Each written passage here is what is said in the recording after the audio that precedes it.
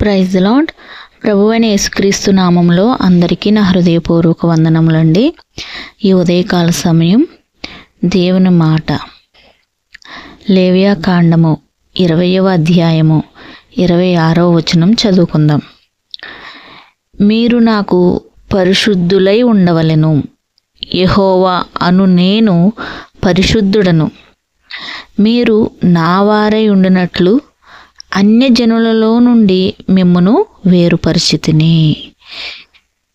ఈ ఉదయకాల సమయం ఈ దేవుని మాటను బట్టి దేవుని నామానికి మహిమ ఘనత ప్రభావములు చెల్లునుగాక. ఆమెన్. ప్రియమైన దేవుని బిడ్డలారా,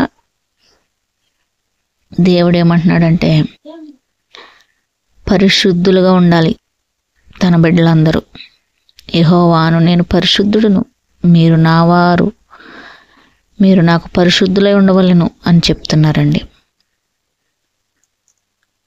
మనము దేవుని వారుగా ఉండడానికి దేవుడు మనల్ని అన్యజనులలో నుంచి మనల్ని వేరుపరిచారండి. అన్యజనులు అంటే ఏంటండి? అన్యజనులు అంటే దేవుని ఆజ్ఞలకు వ్యతిరేకంగా నడిచేవారనమాట. అనేకమైనటువంటి వ్యర్థమైన ఆచారాలు పాటించేవాళ్ళండి. దేవుడు ఏం చెప్తున్నాడు? నిన్ను వలె నీ పొరుగువారిని ప్రేమించు అంటున్నారు. పరిశుద్ధంగా ఉండాలంటున్నారు దేవుడు, యథార్థంగా ఉండాలంటున్నారు. ఈ రోజున ఈ లోక తీరు ఎలా ఉందంటే, ఎదుటి వాళ్ళు బాగుంటే వార్చలేని స్థితిలో ఉన్న ప్రజలు ఉన్నారనమాట. కానీ దేవునికి అది ఇష్టం లేదండి. సాటి మనిషిని ప్రేమించేవారిగా ఉండాలి. మనం ఎలా బాగుండాలని అనుకుంటామో ఇతరులు కూడా బాగుండాలి అన్న మనసు కలిగి ఉండాలి. చూడండి, అన్నిల ఆచారాలు ఎలా ఉంటాయంటే, శుక్రవారం మంగళవారం ఎవరికైనా డబ్బులు ఇస్తే వాళ్ళ ధనమంతా వాళ్ళకి వెళ్ళిపోతుంది, వాళ్ళ ఆశీర్వాదం అంతా వాళ్ళకి వెళ్ళిపోతుంది అన్నట్టు ఫీల్ అయిపోతూ ఉంటారు. లేకపోతే ఒక విధవరాలు ఎదురొస్తుంటే వాళ్ళకి ఏదో కీడు జరుగుతుంది అన్నట్లుగా ఆలోచిస్తూ ఉంటారు. ఇంకా ఏంటంటే, పాపుల్ని చూసి, పాపం చేసిన వారిని చూసి ఈర్ష్యపడుతూ ఉంటారు, అతిశయపడుతూ ఉంటారు. ఒక మనిషిని మనిషిగా చూడరనమాట. ఒక మనిషి ఆ స్థితిలోకి ఎందుకు వెళ్ళాడు, ఆ పాపం అనే బంధకంలో ఎందుకు పడిపోయాడు అనే ఆలోచించే జ్ఞానం ఉండదనమాట. మూఢత్వము, మూర్ఖత్వము, మూఢ జ్ఞానంతో ఉంటారు, మూఢత్వంతో ఉంటారనమాట. వాళ్ళనే దేవుడు అన్యజనులు అంటున్నారు. దేవుని బిడ్డలుగా మనమైతే అలా ఉండకూడదండి. మన యేసయ్య పాపిని కూడా ఆయన ప్రేమించారు. ఎందుకు ప్రేమించారండి పాపిని కూడా? యేసయ్య ఈ భూమి మీదకి రాకముందు ఒక పాపం చేస్తే రాళ్లతో కొట్టి చంపేయాలన్న ఆజ్ఞ ఉందన్నమాట. కానీ యేసయ్య వచ్చిన తర్వాత ఆ ఆజ్ఞను తొలగించేశారు. ఒక అవకాశం ఇవ్వాలి, చంపేయకూడదు. మనిషి ప్రాణం ఎంతో విలువైంది. ఈ రోజున రాళ్లతో కొట్టి చంపేవారుగా ఎవరూ లేరు కానండి, నోటి మాటలతో చంపేసేవారుగా ఉంటున్నారనమాట. మనిషి ప్రాణం ఎంతో విలువైందండి. దేవుడు పెట్టిన దీపం మనిషి ప్రాణం. జీవం కలిగినవన్నీ కూడా దేవుడు సృష్టించాడు, జీవం లేనివి మనుషులు సృష్టించుకున్నారనమాట. కాబట్టి మనుషులు సృష్టించుకున్న వాటికి ఎక్కువ విలువిస్తున్నారు, కానీ దేవుడు సృష్టించిన మనిషిని ఎవరు కూడా లెక్క చేయడం లేదనమాట. ఎవరి స్వార్థాలు వాళ్ళవు అనమాట. కానీ ప్రియమైన దేవుని బిడ్డలారా, మన దేవుడు పరిశుద్ధుడు.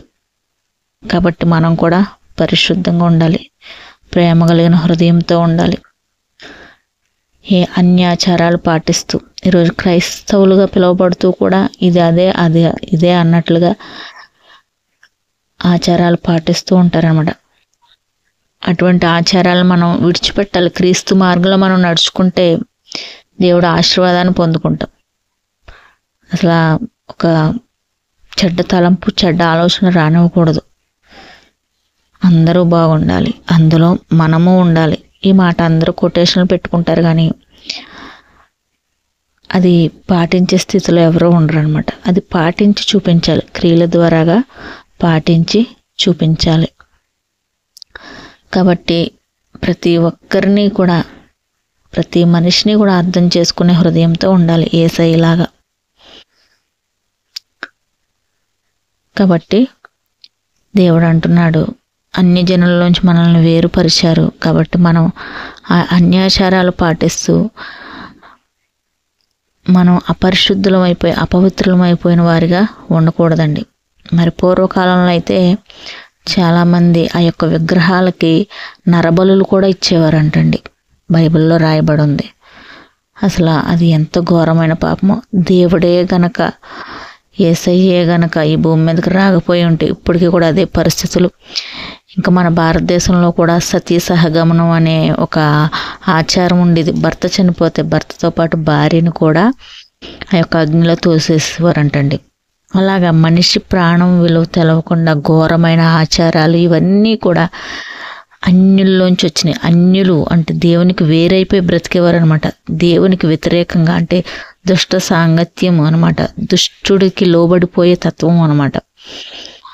కాబట్టి అటువంటి వారిగా మనం ఉండకూడదు. అటువంటి మూర్ఖ జ్ఞానము, మూఢ జ్ఞానంతో ఉండకూడదు.